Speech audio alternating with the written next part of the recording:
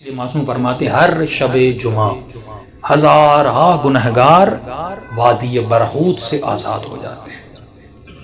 معصوم فرماتے ہیں مومن جب شب جمعہ آئے تو زیادہ سے زیادہ اپنے مرحومین کو یاد کیا کرو۔ ایک روایت میں آئے فرمایا جن کے والدین مرحوم ہو گئے فرمایا ہر شب جمعہ تمہاری بوڑھی ماں تمہارے در پہ آتی ہے، تمہارا بوڑھا باپ تمہارے گھر پہ آتا ہے اور کیا سوال کرنے آتی ہے، میرے لال مجھے کوئی خیرات دو، مجھے کوئی ثواب دو۔ معصوم فرماتے ہیں یہ غافل انسان پوری رات سوتا رہتا ہے، یہ کھڑی رہتی ہے یہاں تک کہ صبح ہو جاتی ہے۔ ملائک کہتے ہیں اب جانے کا وقت ہے، کہتی ہے نہیں اب اٹھے گا نماز پہ مجھے کچھ نہ کچھ تو خیرات دے گا، لیکن فرماتے سورج نکل جاتا ہے، یہ غفلت کی نیند میں سوتا رہتا ہے۔ یہ بوڑھی ماں اور مرحوم روتا ہوا جاتا ہے اور کہتی ہے کہ میرے لال اگر تو آج مجھے کچھ دیتا تو میں بھی تمہارے لیے دعا کرتی۔ فرمایا والدین وہ واحد وجود ہے پروردگار عالم نے جو بنایا ہے، مرنے کے بعد بھی ماں کی دعا بیٹے کے حق میں قبول ہوتی ہے۔ یہاں تک فرمایا اگر پریشان ہو مصیبتوں میں ہو ماں کی قبر پہ چلے جاؤ، باپ کی قبر پہ چلے جاؤ، وہاں اس کے لیے کچھ مانگو اور دعا کرو، خدا اس کے صدقے میں، کیونکہ مرنے کے بعد بھی ماں بیٹے کی تکلیف کو دیکھنا پسند نہیں کرتی۔ تو تصور کرو اس دنیا میں جس کو اللہ نے ماں بنایا وہ ہماری تکلیفوں کو برداشت نہیں کرتی،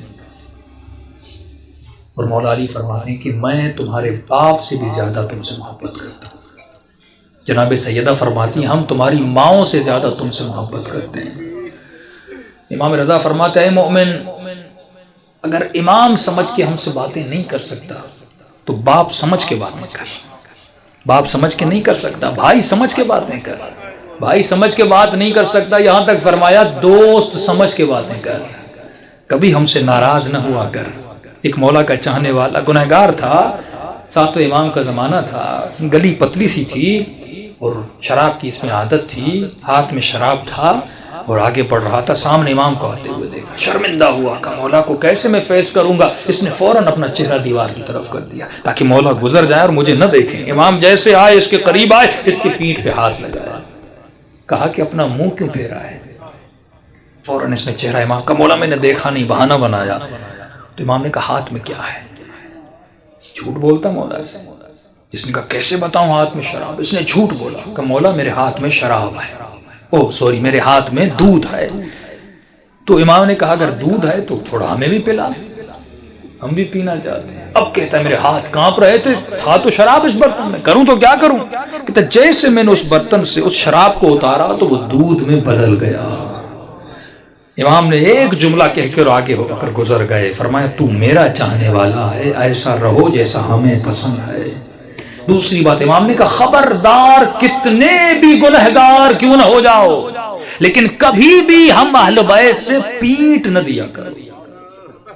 یہ شیطانی وسوسہ ہوتا ہے، میں نے گناہ کیا، میں نے خطائیں کی، میں اتنے گنہگار ہوں، میں کیسے سجدہ کروں، میں کیسے نماز پڑھوں، میں کیسے علی سے گفتگو کروں، میں کیسے امام زمانہ سے باتیں کروں۔ امام فرماتے ہیں ہم بیٹھے اس لیے ہیں تاکہ تو ہمارے ساتھ درد دل کرے، اور یہ وسیلہ خدا نے آپ کو دیا۔ امام رضا فرماتے ہیں ہمارے چاہنے والوں چھوٹی چھوٹی باتوں کے لیے ہمیں ہماری سیدہ فاطمہ کا واسطہ نہ دیا کرو، کیونکہ ہم ہر مصیبت برداشت کرتے ہیں لیکن اپنی دادی کی مصیبت برداشت ہم سے نہیں ہوتی۔ گناہوں سے بڑی کوئی خطا نہیں، بے ادبی سے بڑی کوئی خطا نہیں۔ شب جمعہ ہے، توبہ کی رات ہے، گناہوں سے توبہ کی رات ہے۔ اپنے مرحومین کے لیے بھی دعا کریں، اپنے لیے بھی دعا کریں، اور دلوں کو بارگاہ اہل بیت میں لے جائیں تاکہ خدا ان ہستیوں کے صدقے میں ہم سب کے صغیرہ کبیرہ گناہ بخش دے۔